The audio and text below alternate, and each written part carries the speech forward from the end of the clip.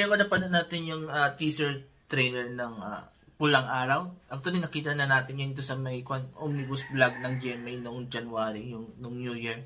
At again, teaser yon. So wala pa talagang nilalabas silang official teaser nung series. Pero I'll be honest with you, I'm so excited for this series kasi nga bibihira tayo makapanood ng ganitong serye na talagang kakaiba. Yung talagang